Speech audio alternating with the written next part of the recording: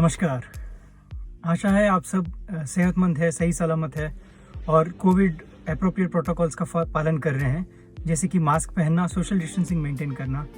ये सब हम सब के लिए बहुत ही आवश्यक है ताकि हम इस कोविड की महामारी पर जीत हासिल कर सकें। आज इस वीडियो में, जो कि मैं बहुत समय बाद अपलोड कर रहा हूँ, मैं आपसे अपना जो निजी एक्सपीरियंस था अपनी कार बेचने का, उसके बारे में कुछ बताने वाला हूँ। तो सबसे पहले अगर आप ध्यान देंगे तो आप देखेंगे कि आज का जो सेकेंड हैंड कार मार्केट है वो उसमें बहुत सारा डिमांड है, बहुत ही सारा डिमांड है। उसके इम्पोर्टेंटली उसकी मेनली दो रीजंस हैं। पहला रीज़न ये है कि महामारी के चलते जो अपना पब्लिक ट्रांसपोर्ट था, जैसे कि बसेस, ट्रेन्स, इन सब में लोग कम से कम ट्रैवल करना प्रेफर कर रहे हैं, जबकि अपनी निजी गाड़ियों में वो ज़्यादा ट्रैवल कर रहे हैं। इसलिए जो सेकेंड हैंड की गाड़ियाँ हैं उनमें बहुत ज़्यादा डिमांड आ गया है। और दूसरा ये कि जो माइक्रोचिप डलता है गाड़ियों में, जो कि मेनली जर्मनी से आता है, वो बहुत ही शॉर्ट है। अगर आपने देखा होगा कि कल ही, दैट इज सितंबर 2 की बात है, सितंबर 2 मारुति ने बताया है कि महीने के 7 दिन वो काम नहीं कर पाएगी क्योंकि माइक्रोचिप्स का शॉर्टेज है, जिसके चलते जो ऑलरेडी गाड़ियाँ बिक चुकी हैं, जो ऑलरेडी गाड़ियाँ यूज़ हो रखी हैं, उसको खरीदने के लिए लोग ज़्यादा उत्साहित हैं ताकि उन्हें कोई ना कोई गाड़ी मिल जाए जो वो घूमने के लिए या ट्रैवल करने के लिए यूज़ कर पाए।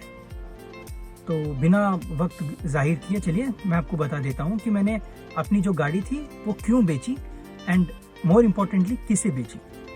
तो मैंने 2016 में होंडा की ब्रायो खरीदी थी, जो कि एक हैचबैक थी और जो कि बहुत ही शानदार गाड़ी है।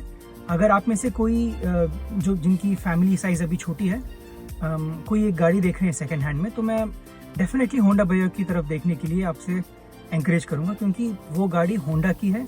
उसमें IVTEC पेट्रोल इंजन है, जो कि 1.2 IVTEC है। बहुत ही उम्दा गाड़ी है, बहुत ज़्यादा स्मूथ है जो उसका इंजन, एंड बहुत ही पावरफुल गाड़ी है वो।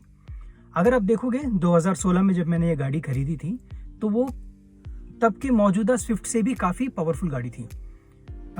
अनफॉर्चुनेटली उसका सबसे बड़ा ड्रॉबैक ये था कि जो उसका बूट स्पेस है वो काफ़ी छोटा था। इसलिए अगर आपकी फैमिली बड़ी है, जैसे कि मेरी बढ़ गई थी 2016 के बाद, तो आप उसको ज़्यादा इस्तेमाल नहीं कर सकते हैं। बट अगर हाँ, आपकी कोई छोटी फैमिली है, आप अगर न्यूली वेड हैं या बैचलर हैं, then that's a perfect car. You can definitely plan to buy it, अगर आपको किसी ट्रस्टेड डीलर से मिली और अगर आपको राइट प्राइस में मिले तो मैंने जो 2016 की गाड़ी जो मेरी अपनी थी, तो वो लगभग 20-22 हज़ार ही चली थी 5 सालों में। बट जैसे मैंने बताया था, मेरी जो फैमिली साइज़ है वो बढ़ चुकी थी और मैं अगर कहीं बाहर घूमने जाता था तो वो सफिशिएंट नहीं था, इसलिए मैंने उसको बेचने के लिए डिसाइड कर लिया। अब जब आप डिसाइड कर चुके हो कि आपको आपकी गाड़ी बेचनी है, तो डेफिनेटली आप देखोगे कि किसे बेचनी है। तो अगर आप, आई एम श्योर, अगर आप कभी पेट्रोल पंप में जाएंगे तो आपने देखा होगा कि Cars24 वाले का जो बैनर है वो हर पेट्रोल पंप में आपको मिलेगा। हाँ, they are very good at marketing. हाँ, रिसेंटली उनसे भी बड़ा मार्केटिंग गुरु आ गया है, वो हर जगह सिर्फ उन्हीं की तस्वीर दिखती है अभी पेट्रोल पंप्स में। बट एनीवेज, अगर आप सेकेंड हैंड गाड़ियों की बात करेंगे तो Cars24 ने जितना पैसा प्रमोशन में खर्च किया है, वो आई थिंक किसी और ने नहीं खर्च किया है। तो नेचुरली जब मैं Cars24 के वेबसाइट में गया और अपने जो डिटेल्स थे, वो आपको वहाँ पे डिटेल्स पूछेंगे कि आपकी गाड़ी का मॉडल क्या है, गाड़ी का मेक कौन से ईयर का है, उसमें क्या फीचर्स हैं एंड वगैरह वगैरह। तो वो टेंटेटिवली आपको एक प्राइस देंगे। वो प्राइस अगर आप देखेंगे तो आपको बहुत खुशी होगी कि वाह, मेरी गाड़ी इतनी पैसे में बिकने वाली है। बट असलियत ये है कि जब आप वहाँ जाओगे तो वो प्राइस शायद ही मिलती है। अगर आपकी गाड़ी टिप टॉप कंडीशन में है तब भी वो प्राइस आपको ऑलमोस्ट, बहुत रेयरली, मुझे तो नहीं पता, मैंने तो अभी तक किसी को ये कहते हुए नहीं सुना है कि Cars24 वाले वेबसाइट में जितना प्राइस उनको दिखाया था उसका लोएस्ट भी उनको मिला है। बट एनीवेज, तो मैं फरवरी में पहली बार Cars24 के जो स्टोर था मेरे घर के पास, वहाँ गया और मैंने अपनी गाड़ी इंस्पेक्शन कराई।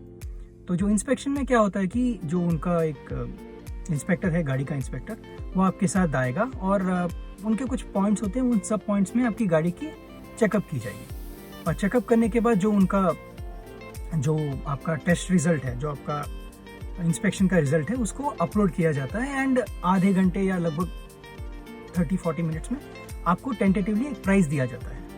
तो जब फरवरी में मैं वहाँ गया तो जो मुझे प्राइस मिला था उससे मैं काफ़ी खुश था। बट बात ये थी कि मैं अपनी गाड़ी सिर्फ बेचना नहीं चाहता था, उसके बदले मैं कुछ गाड़ी खरीदना भी चाहता था ताकि मेरे पास कोई गाड़ी रहे। अनफॉर्चुनेटली ये Cars24 के साथ वर्कआउट नहीं हुआ, तो मैंने सेलिंग का जो ऑप्शन था उसको पोस्टपोन कर दिया। फिर मैंने 15-20 दिन गाड़ी ढूंढी सेकंड हैंड की, ताकि मैं थोड़ा अपग्रेड कर सकूं। तो जो गाड़ी मिली मुझे वो मेरे सेटिस्फैक्शन के हिसाब से अच्छी थी। तो मैं फिर से Cars24 के पास गया और इस बार मैंने कहा कि यार इस बार तो पक्का बेचनी है मुझे गाड़ी, तो अब करो फिर। तो अब यहाँ पे एक बहुत ही इंपॉर्टेंट एंड बहुत ही इरिटेटिंग चीज़ मैं आपके साथ शेयर करने वाला हूँ। जो Cars24 है उनके बेसिकली 2 पैरेलल सिस्टम शायद काम करते हैं। मुझे हमेशा कॉल आता था, उनकी जो दिल्ली की हेड ऑफिस थी वहाँ से, सॉरी गुड़गांव में जो हेड ऑफिस है वहाँ से कॉल आता था, और जो गुड़गांव से बात होती थी और जो बैंगलोर जहाँ मैं रहता हूँ यहाँ जो स्टोर से बात होती थी, दोनों में बहुत अंतर रहता था। अब एक दूसरे से बात नहीं करना चाहते थे, तो काफ़ी बार ये हुआ कि जो मैं समझ के गया वो मुझे मिला नहीं। तो जो प्राइस मुझे पहली बार मिला था, इस बार मुझे काफ़ी कम प्राइस मिला था, तो जिसके चलते मैंने अपनी गाड़ी बेचना रोक दिया, क्योंकि मैं इतनी कम रुपए में अपनी गाड़ी नहीं बेचना चाहता था। फिर मैंने बाकी सारे ऑप्शंस भी देखे, फिर स्पिनी दिखा मुझे, एंड साथ में कार देखो दिखा। अब इन तीनों में मैं सबसे पहले कार देखो की बात करना चाहता हूँ। अब कार देखो में हुआ कि क्या था कि जैसे ही मैंने अपने कार की इंस्पेक्शन उनसे कराई, घर बुलाया था, आपको कुछ मिनिमम सम पे करना होता है इंस्पेक्शन के लिए। तो जब उनका इंस्पेक्टर आया, इंस्पेक्शन हुआ, सब हो गया, तो मुझे 2 घंटे बाद कॉल आता है उनकी तरफ से। अब मुझे यार, मैं तो अपनी गाड़ी को मैं मेंटेन कर चुका हूँ फर्स्ट हैंड गाड़ी का, और ऐसा भी नहीं है कि मैं गाड़ियों के बारे में नहीं जानता हूँ। तो मुझे पता था कि मेरी जो गाड़ी है वो बहुत ही अच्छे से उसका मेंटेनेंस किया गया था, मैंने कभी कोई मेंटेनेंस मिस नहीं किया था। साथ में उसका extended warranty and road side assistance सब मैंने सब्सक्रिप्शन ले रखी थी। तो जब उनका कॉल आया तो जो उनका एजेंट था उन्होंने मुझसे कहा कि सर आपकी गाड़ी में प्रॉब्लम है। तो मैंने सोचा यार मेरी गाड़ी में क्या प्रॉब्लम हो सकती है, मतलब मैं तो यूज़ कर रहा हूँ उसको रेगुलरली, ऐसा क्या हो गया गाड़ी के साथ। तो फिर जब उन्होंने कंटिन्यू किया तो उन्होंने कहा कि सर आपका जो मॉडल है वो बहुत कम बिकता है। ट्रू, होंडा की जो ब्रायो है वो काफ़ी कम बिकी थी, बट ये कोई रीज़न नहीं होता है उनको कहने के लिए। और साथ में कह रहे थे कि सर उसका जो साइज़ है वो काफ़ी छोटा है, तो वो ज़्यादा सेफ नहीं है। अब यहाँ पे मैंने उनसे कहा कि यार आप मुझे मेरी गाड़ी की कीमत बताओ। अगर गाड़ी वाकई ही उतनी सेफ नहीं थी तो गवर्नमेंट ऑफ इंडिया परमिशन थोड़ी देती उसको रोड पे रन करने के लिए। तो वहाँ मुझे कुछ बात बनी नहीं। जिस एजेंट ने कॉल किया था वो लगातार कॉल करता रहा, सारे वाहियात रीजंस देता रहा मुझे, ताकि वो अपना जो प्राइस पे परचेज करना चाहता था वो कम से कम हो उसके लिए। तो डेफिनेटली कार देखो was a very bad experience. ये मेरा निजी एक्सपीरियंस है, हो सकता है कि आप में से कोई लोग ऐसे हों जो कार देखो पे अपनी गाड़ी बेच चुके हैं एंड काफ़ी खुश हैं। अब बात आती है स्पिनी की। स्पिनी एक ऐसा कंपनी है जो आपने अगर देखा होगा तो ज़्यादा आप उसके एडवर्टाइजमेंट आपको दिखते नहीं। आजकल थोड़ा रेडियो पे आ रहा है स्पिनी का, बट जब मैंने बेची थी जून में तो hardly there was any promotions और ads for Spinny coming up. तो मैंने स्पिनी वाले को घर बुलाया, इंस्पेक्शन कराया।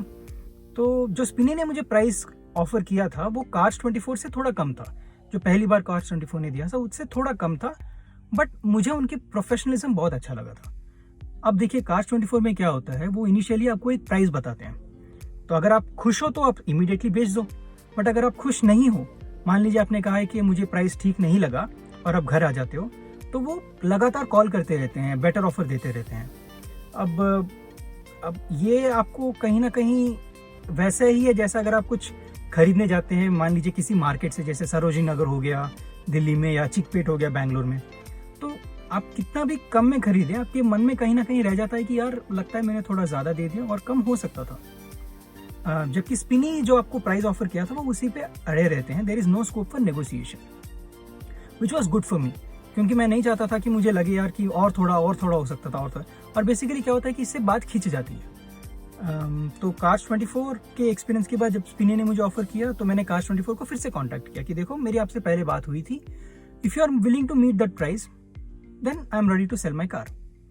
बट अनफॉर्चुनेटली बात बनी नहीं, तो मैंने स्पिनी को अपनी गाड़ी बेच दी।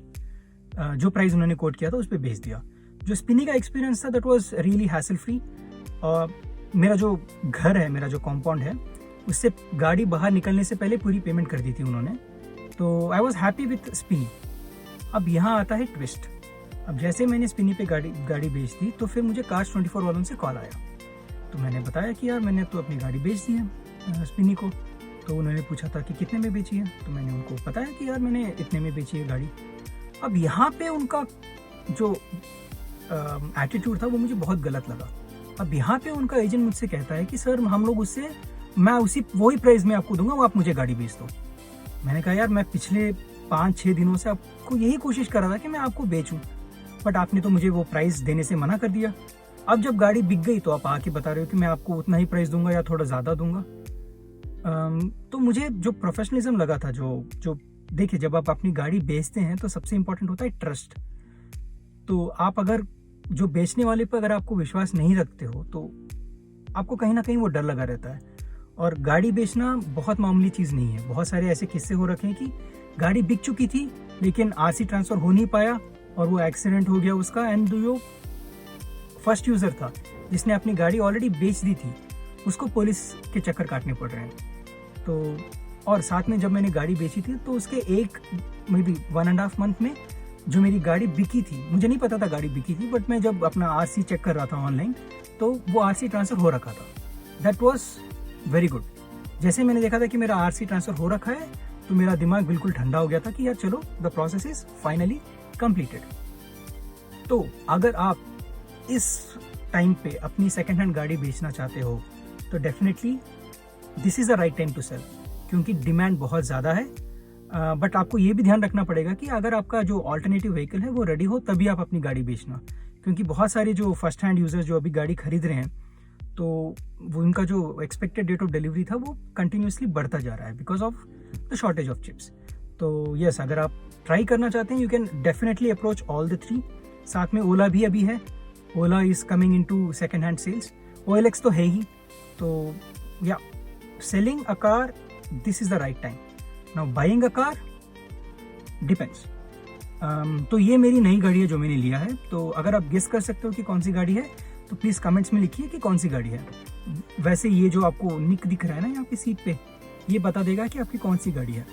मैं अपना अगले वीडियो में इस गाड़ी के बारे में बताने वाला हूँ कि मैंने ये गाड़ी क्यों ली थी, कहाँ से ली थी और इसका एक्सपीरियंस कैसा था। तो अगर आपने सब्सक्रिप्शन अभी तक किया नहीं है चैनल का तो please go ahead and subscribe.